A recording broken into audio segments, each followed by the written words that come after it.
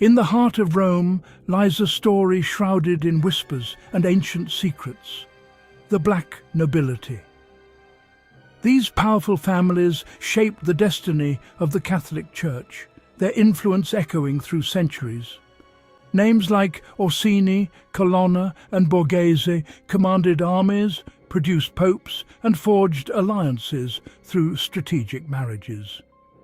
Their unique bond with the Vatican made them the Pope's most trusted allies, weaving a legacy of power, faith and intrigue.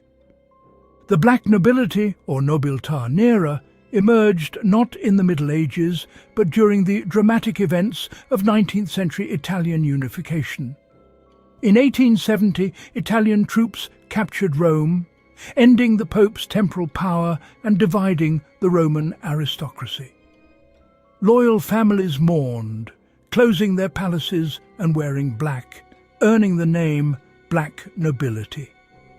For 60 years they remained in self-imposed exile, loyal to the papacy. The Lateran Treaty ended their mourning, but their legacy of loyalty endures. To understand the pride and power of the Colonna and Orsini families, we must look beyond castles and courts, back to the very foundations of Rome. Both houses claimed descent from the Julio-Claudian emperors, weaving mythic origins to legitimize their rule. The Colonna traced their name and legacy to Trajan's column, while the Orsini linked themselves to the Caesars, each asserting imperial blood. These legendary claims fueled a rivalry that would shape Roman politics for centuries. The Colonna family rose from the Alban hills, building a formidable power base through land, military strength, and political skill. They became powerful feudal lords, challenging popes and emperors and supporting the Ghibelline cause.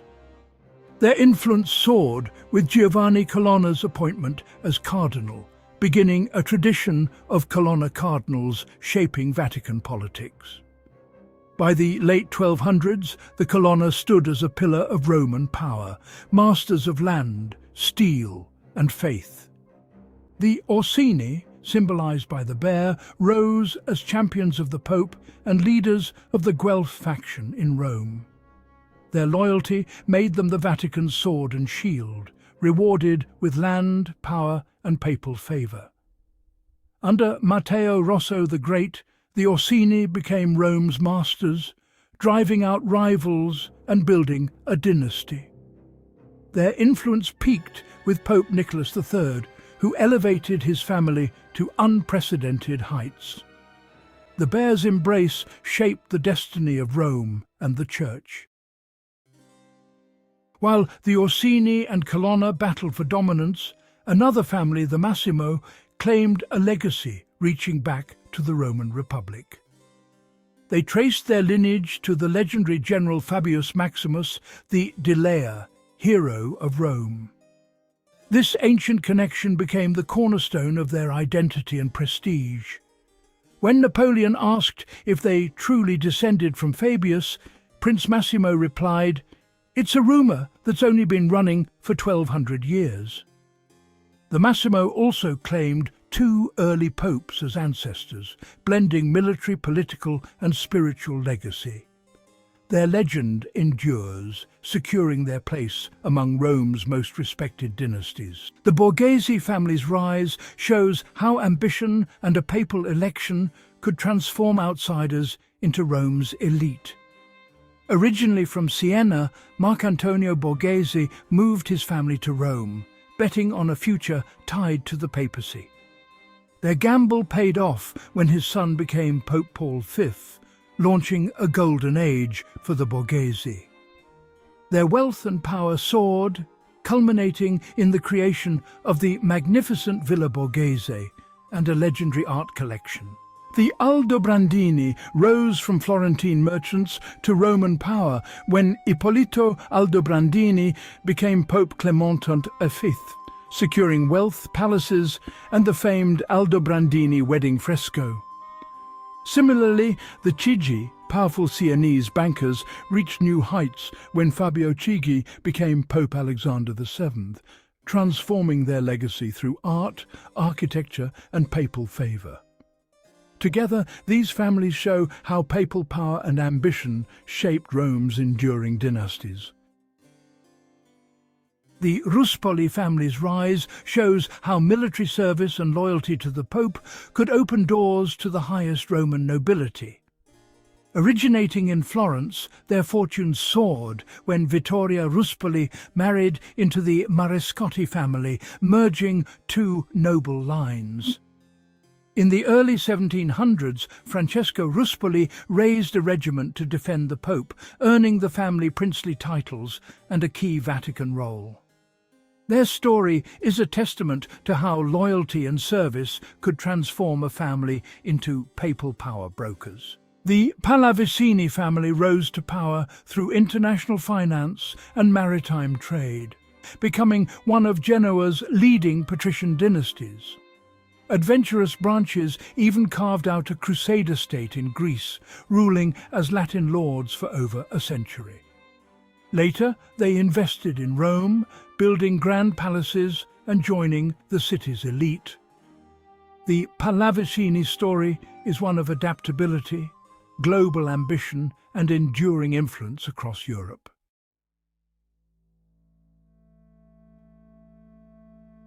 The Odescalchi family's ascent is a classic tale of ambition, faith, and strategic maneuvering.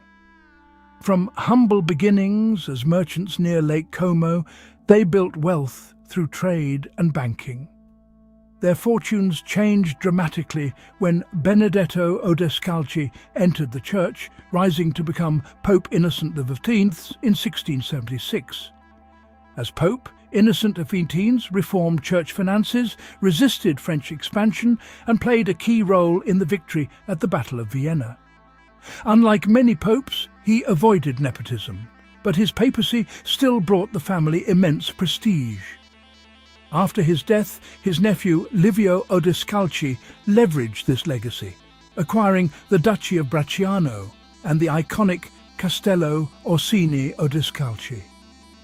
Livio's military service earned him the title of Prince of the Holy Roman Empire, cementing the family's aristocratic status. The Odescalchi married into other great houses and became pillars of Roman society. Their journey from provincial merchants to papal power and princely status is a testament to the transformative power of faith and strategy. The Odescalchi legacy endures as one of the most remarkable stories of the Black Nobility.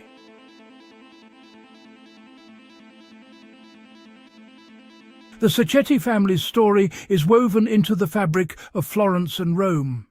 Ancient Florentine nobles, they were mentioned by Dante and shaped by the city's violent politics. Barred from office by the ordinances of justice, they later regained status and navigated both alliance and conflict with the Church. Their move to Rome in the 16th century, led by Giovanni Battista Sacchetti, marked a turning point. Strategic marriage to Francesca Altoviti brought wealth and Vatican connections, propelling the Sacchetti into Roman high society. Giovanni Battista's sons exemplified the family's dual path. Giulio Cesare became a powerful cardinal, while Gianfrancesco rose as a marquis and military leader. This blend of ecclesiastical and secular power was the key to their success in Baroque Rome. The Sacchetti transformed Florentine ambition into Roman influence, becoming a pillar of the Black Nobility. Their legacy is one of adaptation, resilience, and strategic alliance. From Dante's Florence to the heart of papal Rome, the Sacchetti dynasty thrived by mastering both commerce and politics. Their story is a blueprint for noble survival and ascent.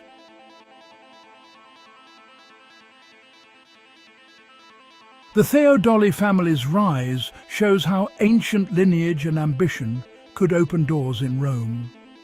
Originating in Gubbio, Umbria, they claimed descent from a Byzantine general, a legend that bolstered their noble image.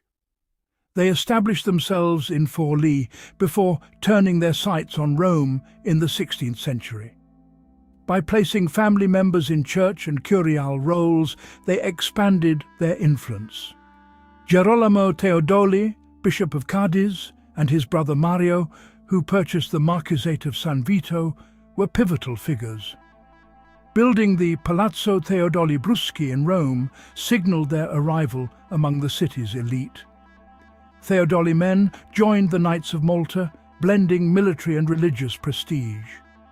Strategic marriages linked them to other powerful families like the Orsini. By the 19th century, the Theodoli were firmly part of the Black Nobility, their journey marked by land, service, and ambition.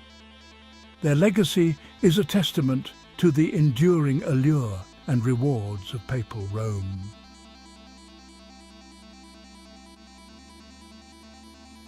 The Boncompagni-Ludovisi dynasty is a story of two papal families merging into a powerhouse. The Boncompagni from Bologna rose with Ugo Boncompagni's election as Pope Gregory XIII, famed for the Gregorian calendar.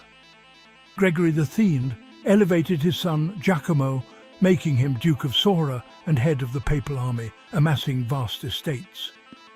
The Ludovisi, also from Bologna, soared when Alessandro Ludovisi became Pope Gregory XV. His nephew, Cardinal Ludovico Ludovisi, built a legendary art collection and the Villa Ludovisi. The two families united when Ippolita Ludovisi married Gregorio Boncompagni, merging fortunes and titles. The Boncompagni-Ludovisi became one of Europe's wealthiest dynasties, with multiple duchies and a world-class art collection. Their combined legacy is a monument to the power of papal patronage and strategic marriage. The family's estates and art treasures became symbols of Rome's aristocratic splendor. The Boncompagni-Ludovisi stand as a testament to the enduring influence of the Black Nobility. Their story is the ultimate example of papal power, creating lasting dynasties.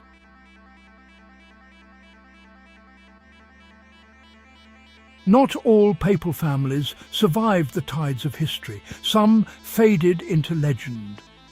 The Caetani, once powerful under Pope Boniface VIII, rose rapidly through ruthless nepotism and vast land acquisitions.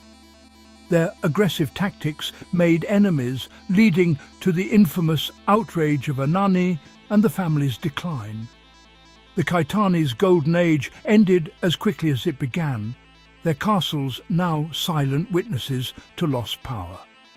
The Conti di Segni produced 4 popes, including Innocent III, one of the most formidable pontiffs. Under Innocent III, the Conti dominated Christendom, but their influence waned as new families rose. Despite centuries of prominence, the Conti never regained their former glory. Their decline shows that even papal blood could not guarantee lasting supremacy in Rome. The stories of the Caetani and Conti are cautionary tales of ambition, rivalry, and the fleeting nature of power. In the world of the Black Nobility, only the most adaptable endured. Though dynasties like the Caetani, Conti, and Savelli have faded, their legacy endures in Rome's stones and stories. Their names linger on places like Aventine Hill, where fortresses became gardens and power became memory. Their tombs and castles still speak of ambition and glory, echoing through time. Their art, like the Aldobrandini wedding, now inspires millions in museums. In stone and canvas, these families shaped Rome's beauty, leaving a legacy that outlasted their bloodlines. As we draw the curtain on this epic saga, what is the legacy of the Black Nobility today? Their world of popes and princes may seem distant, but their names still adorn palaces, their families still preserve art and tradition. They are no longer rulers, but gatekeepers of memory, living links to Rome's thousand-year story, where myth and history intertwine, and their legacy endures in the city's heart.